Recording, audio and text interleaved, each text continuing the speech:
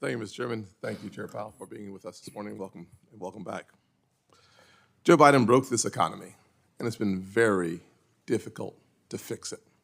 That's the bottom line. I want to start with the end in mind. Joe Biden broke our economy, and it is very difficult for anyone to fix it. Everyday families are struggling to put food on the table. Real wage growth is being eaten away by rising prices and runaway inflation. Think about the fact that for 52 consecutive weeks under Joe Biden, wages were eclipsed by inflation for 52 consecutive paychecks. I remember back in December of 2020, in South Carolina, gas was $1.99 per gallon.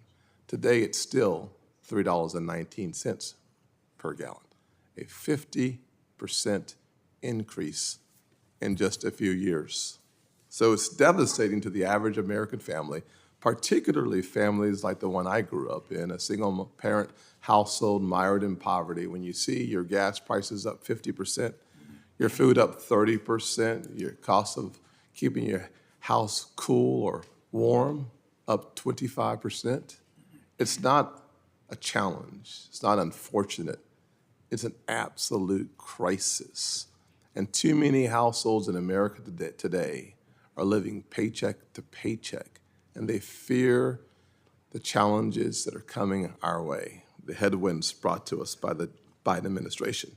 Those headwinds, of course, are seen through the prism of inflation. Inflation hasn't been this high since the Jimmy Carter years, and that devastation is being felt and measured in households by too much month at the end of the money.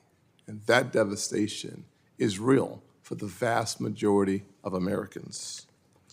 And the pointing finger, I tell you what, whether it's the Biden administration throwing the Fed under the bus or any other way they can deflect from the real problem. I've seen it, committee hearing after committee hearing after committee hearing. My friends on the left want to point their fingers at anyone other than the real culprits at 1600 Pennsylvania Avenue. The progressive wish list, spending projects, and out-of-control regulations of this administration continues to eat away at American paychecks. And they continue to blame, whether it's shrinkflation, greedflation, skipflation. They're looking for someone to blame except for Bidenflation. The devastation of Joe Biden's economic policy continues to impact everyday Americans. The American people see through the facades and they want real solutions. It doesn't take a PhD economist to understand what the average American is experiencing under this administration.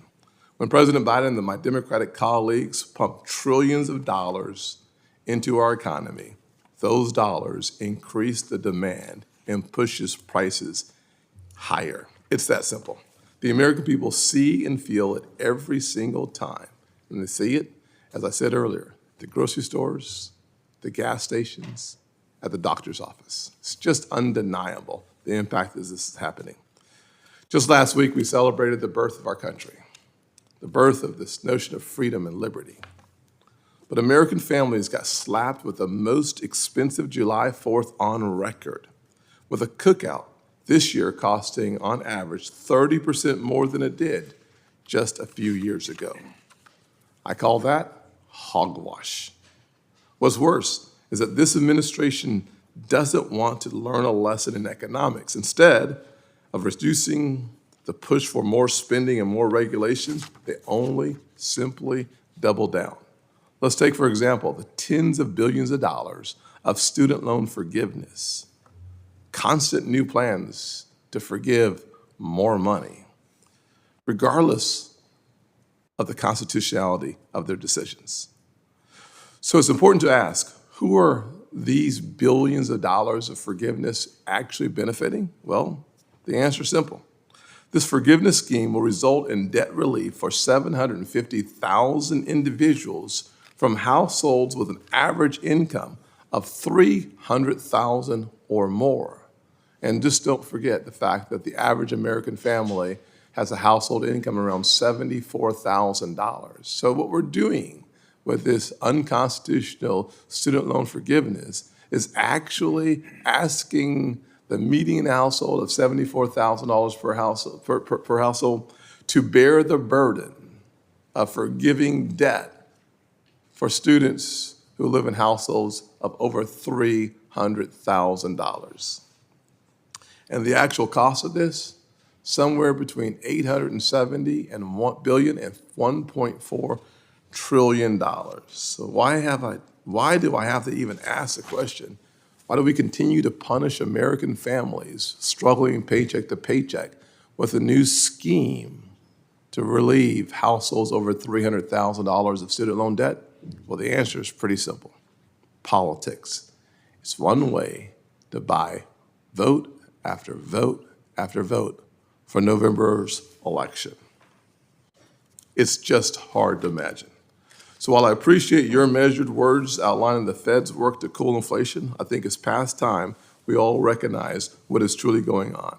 Political pandering from the left. I strongly believe that our economy cannot handle any more of this wasteful spending.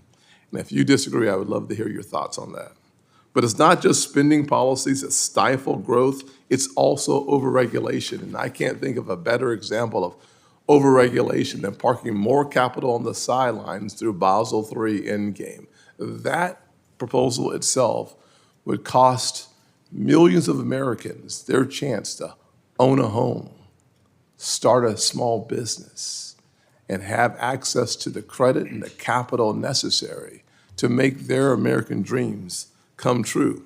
For those who are actually watching this hearing today on C-SPAN, Basel III capital requirements are like taking your star quarterback, Dak Prescott, and telling him to sit on the sidelines because he just might get injured during the season.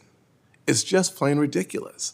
But these proposed capital requirements would just do that, forcing more money to the sidelines of the greatest economy on the planet and out of the hands of first-time home buyers, business owners, and folks trying to achieve the American dream. The stakes are high, and that is why we have to get this right. You've heard me say this a number of times, but it bears repeating. We need transparency in your rulemaking process, as this enormous proposal lacks any form of clear justification. Chairman Powell, it is essential that you and your fellow governors and the other agencies join in this rulemaking, follow the law, do the homework, and then let the public check the work. And that's why I believe that it is absolutely necessary to have a complete re-proposal of Basel III Endgame. Give the stakeholders an opportunity to take a look at it and then recalibrate what is necessary going forward. Any increases in capital that are not quantitatively justified harm the American people who need it most. Our farmers, home buyers, small business owners need and deserve access to credit. Therefore, I'll repeat it one more time. You need to restore confidence in this rulemaking process, pull the existing proposal, and have a complete restart. And then, when the data has been analyzed and is available for the public scrutiny, reissue an appropriate proposed rule following the requirements of the APA. I look forward to your opening statement and having a chance to have a conversation afterwards.